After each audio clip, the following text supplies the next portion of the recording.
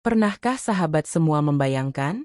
Seorang kakek tua hidup dari belas kasihan, menahan lapar, menahan luka, dan menahan air mata, sementara dunia menganggapnya tak berharga. Namun diam-diam, ia sedang menguji manusia, mencari satu hati yang tetap memberi, meski tak punya apa-apa. Dan ketika seorang gadis sederhana berhenti memberinya makan, saat itulah takdir mulai bergerak, membuka rahasia yang tak pernah dibayangkan siapapun. Jika sahabat penasaran dengan kisah lengkapnya, silahkan cari posisi terbaiknya dan ucapkan Alhamdulillah ala kulli hal. Jika sudah, mari kita masuk ke dalam kisahnya. Dan jangan lupa tuliskan komentar pesan yang ingin disampaikan setelah mendengar kisah lengkapnya. Pagi itu kota belum sepenuhnya terjaga, tetapi suara kendaraan sudah mulai merayap di jalanan seperti ombak yang tak pernah benar-benar berhenti. Di sudut trotoar dekat deretan kios tua, seorang kakek duduk bersandar pada tembok yang retak. Pakaiannya lusuh, topinya usang, dan tongkat kayu di sampingnya terlihat lebih setia daripada manusia manapun dalam hidupnya. Tak ada yang tahu sejak kapan ia berada di sana. Ia datang seperti bayangan, muncul tanpa cerita, tanpa asal-usul, tanpa tujuan yang jelas selain bertahan hidup satu hari lagi. Orang-orang yang lewat jarang benar-benar melihatnya. Sebagian pura-pura sibuk dengan ponsel, sebagian lagi melirik dengan rasa tidak nyaman. Bagi mereka, kakek itu hanyalah bagian dari pemandangan kota yang ingin dilupakan. Namun bagi kakek itu, setiap langkah kaki yang melewatinya adalah harapan kecil. Ia tak pernah memaksa. Tangannya hanya terulur pelan, seolah lebih meminta izin daripada meminta uang. Kadang ia mendapat recehan, kadang hanya mendapat tatapan jijik. Ia menerima semuanya dengan wajah yang sama, tenang, nyaris tanpa ekspresi. Seolah hidup telah mengajarinya bahwa marah tak akan membuat perut kenyang, dan membalas hinaan hanya akan menambah luka yang tak terlihat. Siang hari adalah waktu terberat. Matahari memanaskan trotoar, membuat udara terasa pengap. Bau asap kendaraan bercampur dengan aroma gorengan dari pedagang kaki lima. Orang-orang berlalu lalang dengan tujuan masing-masing, sementara kakek itu tetap di tempatnya, seperti batu yang tak pernah dipindahkan. Beberapa anak muda pernah menertawakannya. Pernah ada yang melemparkan kata-kata kasar, menuduhnya malas, menyuruhnya bekerja, seolah usia renta bukan alasan untuk lelah. Kakek itu hanya menunduk dan tersenyum tipis. Senyum yang bukan tanda bahagia, melainkan tanda bahwa ia memilih diam. Bukan karena ia tak punya harga diri, melainkan karena ia sudah terlalu lama kehilangan banyak hal, hingga kata-kata orang lain tak lagi mampu merobohkannya. Ketika sore mulai turun, ia biasanya berpindah sedikit ke dekat warung kecil di ujung jalan. Bukan untuk mencari tempat yang lebih ramai, melainkan karena di sana bayangan tembok lebih panjang, memberi sedikit perlindungan dari panas. Di tempat itulah kebiasaan anehnya mulai terlihat. Ia tidak mengulurkan tangan kepada semua orang. Jika yang lewat laki-laki atau keluarga, ia hanya menunduk. Namun ketika seorang wanita muda berjalan sendirian, barulah tangannya terangkat pelan, tanpa suara. Banyak yang merasa tak nyaman dengan kebiasaannya itu. Ada yang menganggapnya aneh. Ada pula yang mencibir, mengira niatnya buruk. Padahal tak seorang pun tahu alasan di balik pilihan itu. Bagi kakek itu, setiap wajah muda yang ia lihat membawa kenangan yang tak pernah benar-benar hilang. Kenangan tentang seseorang yang pernah menjadi alasan ia pulang ke rumah, seseorang yang kini hanya hidup di dalam ingatannya. Sore itu, nasib tampak lebih kejam dari biasanya. Seorang pedagang dari kios dekat trotoar tiba-tiba berteriak. Suaranya keras, memecah keramaian. Ia menuduh uangnya hilang dan menunjuk langsung ke arah kakek itu. Tuduhan itu menyebar cepat seperti api yang menyambar kertas kering. Beberapa orang langsung mendekat. Tanpa bukti, tanpa pertanyaan panjang, tuduhan berubah menjadi kemarahan. Seseorang mendorong bahu kakek itu. Yang lain memakinya. Suasana berubah panas dalam hitungan detik. Kakek itu tak melawan. Ia hanya mencoba berdiri, tubuhnya gemetar, matanya mencari wajah-wajah yang mungkin mau mendengarkan. Namun tak ada yang benar-benar ingin mendengar. Dalam kekacauan itu, tongkatnya terjatuh. Ia ikut tersungkur. Rasa sakit menjalar di punggungnya, tetapi yang lebih perih adalah perasaan tak dianggap manusia. Beberapa menit kemudian, seorang pembeli menemukan dompet pedagang itu terselip di balik karung beras di kiosnya sendiri. Tuduhan itu runtuh secepat ia muncul. Kerumunan bubar tanpa permintaan maaf. Pedagang itu hanya bergumam kesal, lalu kembali berjualan seolah tak terjadi apa-apa. Orang-orang kembali berjalan, seolah seorang kakek yang baru dipermalukan bukanlah peristiwa penting.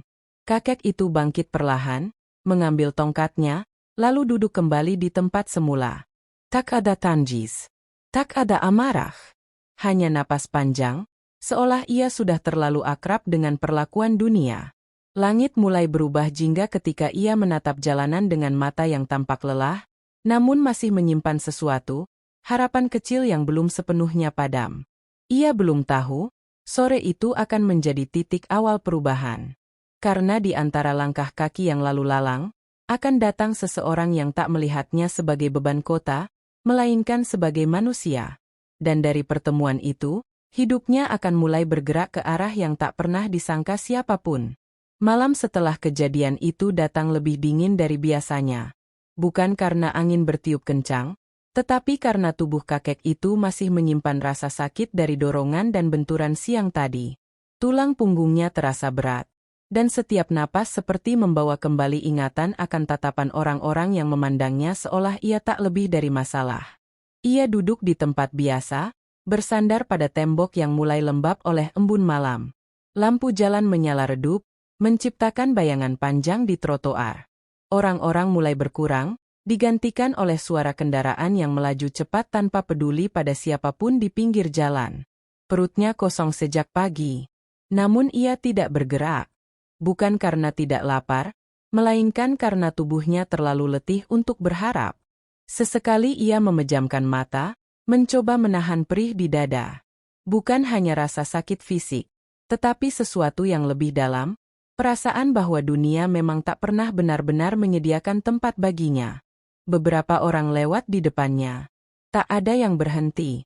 Tak ada yang memperlambat langkah. Hingga akhirnya, sebuah bayangan kecil berhenti tepat di hadapannya. Ia membuka mata perlahan. Seorang gadis muda berdiri di sana. Pakaiannya sederhana, bukan yang mewah atau mencolok. Kerudungnya polos, tas kainnya tampak sudah lama dipakai. Wajahnya lelah, seolah ia baru pulang dari hari yang panjang, tetapi sorot matanya lembut. Tanpa banyak bicara, gadis itu berjongkok dan meletakkan sebungkus nasi di sampingnya. Tak ada kata-kata panjang. Tak ada tatapan iba yang berlebihan. Ia hanya memberikan makanan itu seperti seseorang yang sedang berbagi sesuatu yang wajar, bukan melakukan kebaikan besar. Kakek itu menatap nasi tersebut beberapa detik. Tangannya gemetar saat mengambilnya, seolah benda kecil itu terlalu berharga untuk disentuh. Ia mengangguk pelan, bibirnya bergerak mengucap terima kasih tanpa suara. Gadis itu membalas dengan senyum singkat, lalu berdiri dan melanjutkan langkahnya, menghilang di antara lampu-lampu jalan. Malam itu, untuk pertama kalinya setelah sekian lama, kakek itu makan dengan perasaan berbeda. Bukan hanya karena kenyang, tetapi karena ada seseorang yang melihatnya tanpa prasangka. Sejak hari itu, sore-sorenya mulai berubah. Beberapa hari kemudian, gadis yang sama kembali lewat. Ia tak langsung berhenti, seolah tak yakin kakek itu masih ada. Namun ketika melihatnya duduk di tempat biasa, ia menghampiri lagi. Kali ini ia membawa roti dan sebotol air. Tak ada percakapan panjang. Hanya pertukaran singkat antara tangan yang memberi dan tangan yang menerima. Namun di balik kesederhanaan itu, ada sesuatu yang tumbuh. Rasa bahwa dunia belum sepenuhnya kejam. Hari-hari berikutnya, pertemuan itu menjadi kebiasaan yang tak direncanakan. Kadang gadis itu datang dengan nasi bungkus. Kadang hanya dengan uang kecil yang diselipkan diam-diam di dekat tongkatnya. Ia tak pernah bertanya tentang masa lalu kakek itu. Ia tak menuntut cerita. Ia hanya memberi, lalu pergi. Dan kakek itu pun tak pernah meminta lebih. Namun setiap kali gadis itu datang, matanya tampak sedikit lebih hidup. Seolah kehadirannya adalah pengingat bahwa masih ada manusia yang melihatnya sebagai sesama, bukan sebagai beban. Orang-orang mulai memperhatikan. Beberapa pedagang berbisik, heran mengapa gadis itu mau repot-repot memberi pada seorang pengemis tua. Ada yang menganggapnya naif. Ada yang menggelengkan kepala, yakin gadis itu hanya membuang-buang uang. Namun gadis itu tak pernah peduli. Baginya, memberi makan seseorang bukanlah tindakan besar. Itu hanya hal yang seharusnya dilakukan manusia kepada manusia lain. Sementara itu, di balik wajah tenangnya, kakek itu mulai sering memperhatikan gadis tersebut dengan cara yang berbeda. Bukan sekadar sebagai orang yang memberi makan, tetapi seolah ia sedang mencari sesuatu yang tak terlihat oleh orang lain. Setiap langkah gadis itu, setiap cara ia menunduk saat berjalan, setiap cara ia menaruh makanan tanpa pamer, semuanya seperti dicatat diam-diam oleh kakek itu. Bukan dengan rasa curiga, melainkan dengan perhatian yang dalam. Seolah ia sedang menilai sesuatu yang jauh lebih penting daripada sekadar kebaikan kecil. Suatu sore, hujan turun tiba-tiba. Orang-orang berlarian mencari tempat berteduh. Kakek itu tetap di tempatnya, hanya menarik topinya lebih rendah. Beberapa menit kemudian, gadis itu muncul dari kejauhan, membawa payung kecil. Ia berhenti di depan kakek itu, membuka payung tersebut, lalu meletakkannya agar melindungi kepala kakek itu dari hujan. Ia sendiri memilih berdiri di luar payung, membiarkan bahunya basah. Kakek itu menatapnya lama. Ada sesuatu di matanya, sesuatu yang tak lagi sekadar rasa terima kasih, melainkan keputusan. Namun keputusan itu masih tersembunyi, karena kisah mereka belum benar-benar dimulai. Dan gadis itu belum tahu bahwa setiap langkah kebaikannya sedang membawa dirinya menuju sebuah takdir yang akan mengubah hidupnya selamanya. Hari-hari bergulir pelan, namun hubungan diam antara kakek itu dan gadis sederhana tersebut semakin terasa nyata. Mereka tetap hampir tak pernah berbicara panjang, tetapi kehadiran satu sama lain menjadi bagian dari rutinitas yang tak disadari. Bagi orang lain, itu hanyalah pertemuan antara pengemis dan orang yang berbelas kasihan. Namun bagi kakek itu, setiap pertemuan adalah jawaban kecil dari sesuatu yang telah lama ia cari. Sementara bagi gadis itu, memberi makan sang kakek hanyalah bagian dari kebiasaan yang ia pelajari sejak kecil, bahwa jika seseorang mampu membantu, sekecil apapun, maka lakukanlah tanpa menunggu alasan. Suatu sore, jalanan tampak lebih ramai dari biasanya. Pedagang menaikkan suara untuk menarik pembeli, kendaraan berderet tanpa sabar, dan udara dipenuhi bau asap serta debu. Kakek itu duduk di tempatnya, memperhatikan orang-orang yang berlalu seperti aliran sungai yang tak pernah berhenti. Gadis itu datang sedikit lebih lambat dari biasanya. Wajahnya terlihat lelah, dan langkahnya tak secepat hari-hari sebelumnya. Ia tetap berhenti di hadapan kakek itu, menyerahkan sebungkus makanan, lalu duduk sebentar di pinggir trotoar, seolah tubuhnya membutuhkan jeda. Untuk pertama kalinya, kakek itu melihat sesuatu yang berbeda pada gadis itu. Bukan kesedihan, bukan pula keluhan, tetapi kelelahan yang ditahan. Ia memperhatikan tangan gadis itu yang sedikit gemetar saat merapikan tasnya. Sepatu yang dipakainya mulai aus. Kerudungnya tampak dicuci berulang kali hingga warnanya pudar. Semua tanda itu sederhana, namun jelas, hidup gadis itu tak mudah. Meski begitu, ia tetap memberi. Dan itulah yang membuat kakek itu semakin yakin bahwa gadis ini bukan sekadar baik karena keadaan sedang mudah baginya. Ia baik justru ketika hidupnya sendiri tampak berat. Sejak hari itu, kakek itu mulai melakukan hal-hal kecil yang tak disadari orang lain. Ia memperhatikan lebih teliti bagaimana gadis itu memperlakukan orang di sekitarnya. Pernah suatu kali seorang anak kecil menjatuhkan uangnya di dekat trotoar, dan gadis itu segera membantu mengambilkannya tanpa menunggu diminta.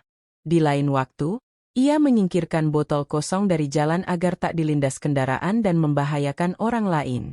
Tindakan-tindakan kecil itu tak pernah dilakukan untuk dilihat siapapun. Dan justru itulah yang membuatnya berharga.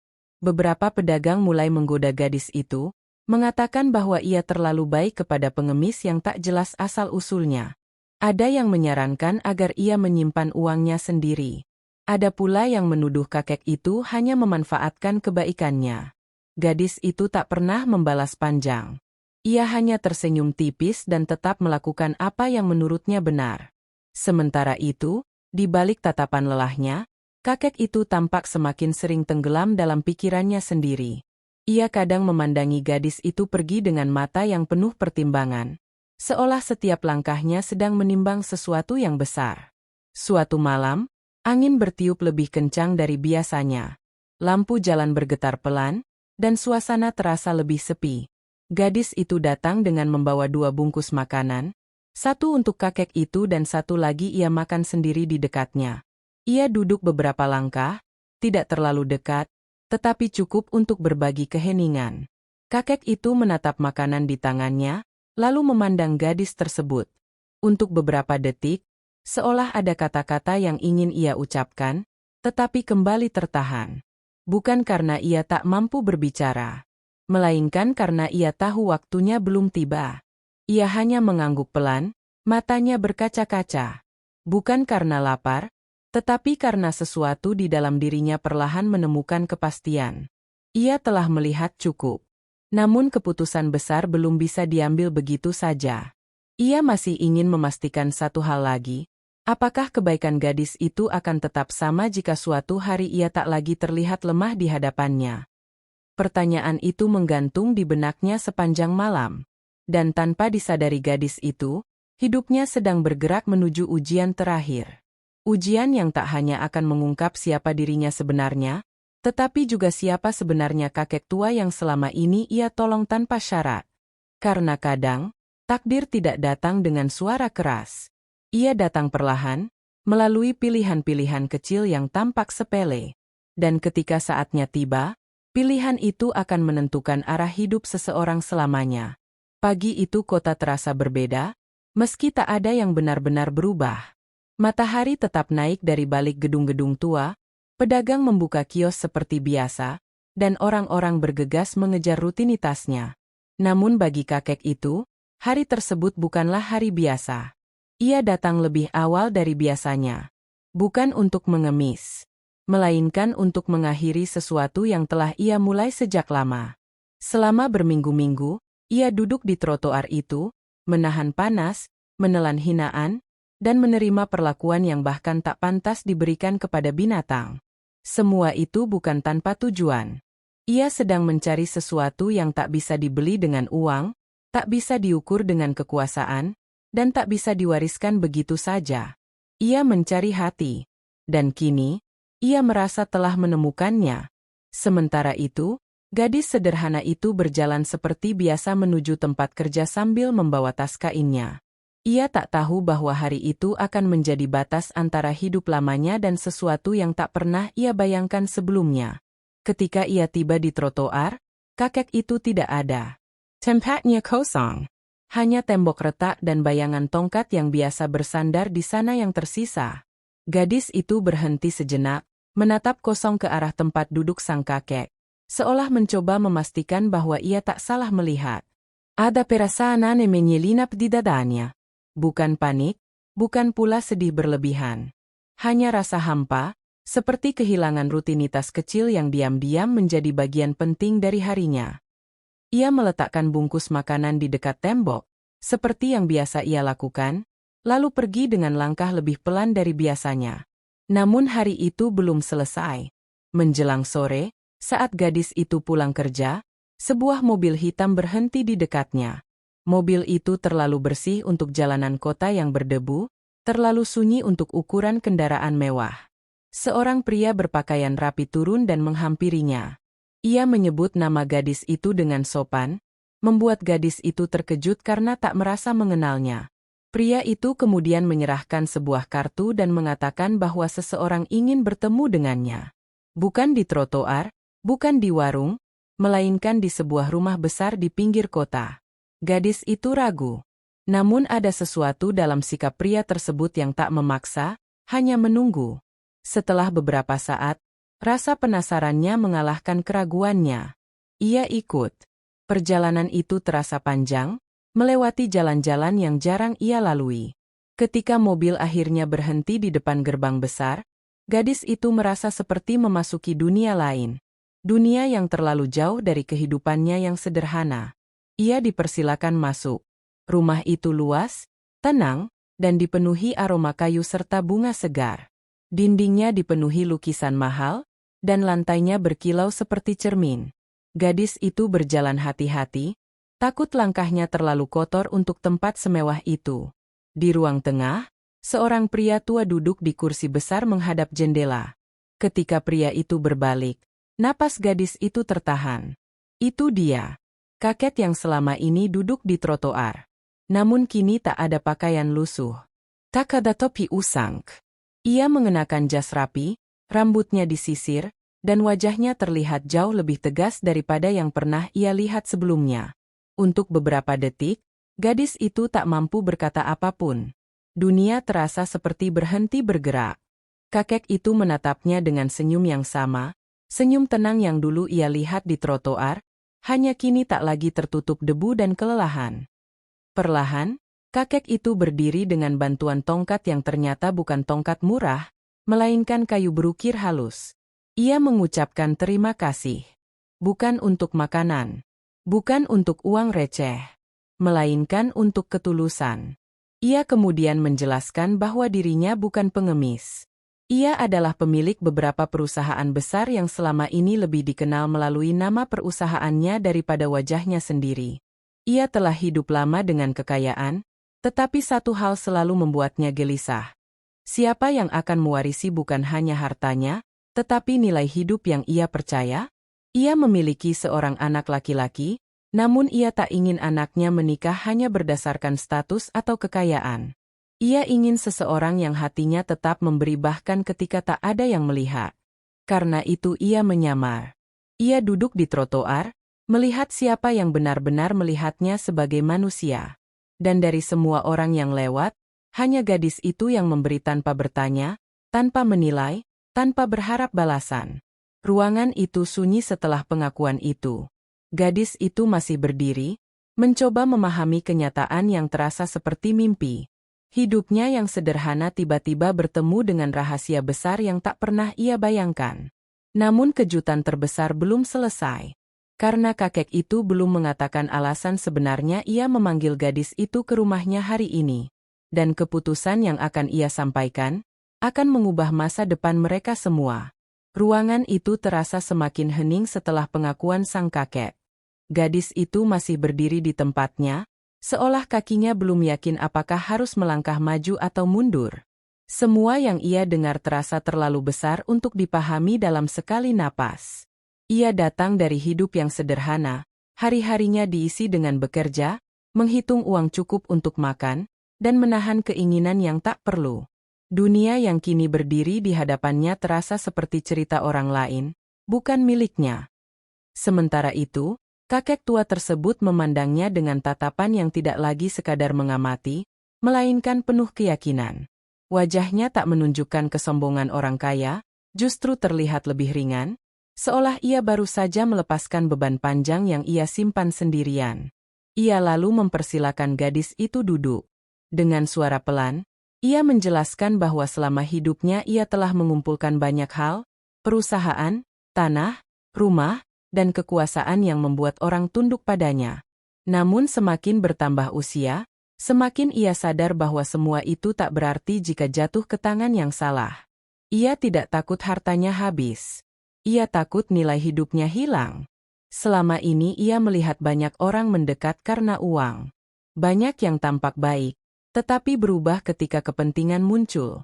Ia tak ingin anaknya hidup di dunia yang hanya dipenuhi hubungan kosong tanpa ketulusan. Karena itu, ia mencari seseorang yang tak tahu siapa dirinya, namun tetap memilih berbuat baik. Dan gadis di hadapannya adalah satu-satunya orang yang melakukannya tanpa ragu. Kakek itu kemudian mengungkapkan alasan sebenarnya ia memanggil gadis itu hari ini. Ia ingin memperkenalkannya kepada anak laki-lakinya. Bukan sebagai balas jasa, bukan sebagai hadiah, melainkan sebagai seseorang yang ia percaya mampu menjadi bagian dari keluarganya, bukan karena harta, tetapi karena hati. Gadis itu menunduk lama, bukan karena tergoda, justru karena ia merasa semua ini terlalu berat. Ia tak pernah membayangkan hidup mewah. Ia tak pernah bermimpi menjadi bagian dari keluarga kaya. Baginya, kebahagiaan selama ini hanyalah bisa makan cukup, bekerja jujur, dan tidur tanpa rasa bersalah. Ia takut jika masuk ke dunia itu, dirinya akan berubah. Takut kehilangan kesederhanaan yang selama ini ia jaga. Seolah mengerti isi pikirannya, kakek itu tersenyum lembut. Ia mengatakan bahwa ia tidak meminta jawaban hari itu juga. Ia hanya ingin gadis itu tahu satu hal, apapun keputusan yang diambilnya, kakek itu tetap berterima kasih. Karena gadis itu telah mengingatkannya bahwa di dunia ini masih ada kebaikan yang tak dihitung untung rugi. Air mata perlahan mengalir di pipi gadis itu. Bukan karena terharu oleh kekayaan yang ditawarkan, melainkan karena baru kali itu, seseorang melihat dirinya bukan dari apa yang ia miliki, tetapi dari siapa dirinya. Beberapa hari kemudian, gadis itu datang kembali ke rumah besar itu. Bukan dengan pakaian baru, bukan pula dengan sikap berubah. Ia tetap sederhana seperti pertama kali mereka bertemu. Ia mengatakan bahwa ia tak tahu seperti apa masa depan nanti. Namun ia tahu satu hal, ia tak ingin kebaikan yang ia lakukan selama ini berubah menjadi sesuatu yang terasa seperti transaksi. Ia bersedia mengenal keluarga itu, mengenal anak sang kakek, dan melihat kemana hidup membawanya. Tetapi ia ingin tetap menjadi dirinya sendiri, orang biasa yang melakukan hal kecil dengan hati yang sama. Kakek itu mengangguk, matanya berkaca-kaca. Jawaban itu justru semakin menguatkan keyakinannya. Karena orang yang tepat bukanlah yang langsung menerima kesempatan besar, melainkan yang tetap menjaga nilai dirinya ketika kesempatan itu datang. Beberapa minggu setelah itu, trotoar tempat kakek itu biasa duduk tetap ramai seperti biasa. Orang-orang masih berlalu, pedagang masih berteriak menawarkan dagangan, dan kehidupan kota terus berjalan tanpa tahu kisah yang pernah terjadi di sudutnya. Namun bagi dua orang yang pernah bertemu di sana, tempat itu bukan lagi sekadar trotoar. Ia menjadi awal dari takdir. Kakek itu tak lagi duduk di sana, tetapi setiap kali melewati jalan itu dari dalam mobilnya, ia selalu menoleh sebentar, seolah mengingat hari-hari ketika ia memilih menjadi tak terlihat demi menemukan seseorang yang benar-benar melihat. Dan gadis itu, setiap kali melewati tempat tersebut, selalu tersenyum kecil. Karena di sanalah ia belajar bahwa kebaikan kecil yang dilakukan tanpa harapan balasan, bisa mengubah hidup seseorang. Bahkan bisa mengubah arah takdir. Dan dari sebuah sebungkus nasi di trotoar, lahirlah sebuah warisan yang jauh lebih besar daripada harta. Warisan tentang ketulusan yang akan terus hidup, bahkan ketika semua kekayaan dunia telah berpindah tangan. Sahabat, dari kisah ini kita belajar, kebaikan sekecil apapun tak pernah sia-sia. Terkadang, kita tak tahu siapa yang sedang kita tolong, dan tak tahu pula bagaimana Allah membalasnya. Bisa jadi, satu tindakan tulus hari ini, menjadi jalan perubahan besar di masa depan. Karena dunia mungkin menilai dari penampilan, tapi Tuhan menilai dari hati. Jika kisah ini menyentuh hati sahabat, jangan lupa bagikan kepada orang lain, agar semakin banyak yang percaya bahwa kebaikan tak pernah salah alamat.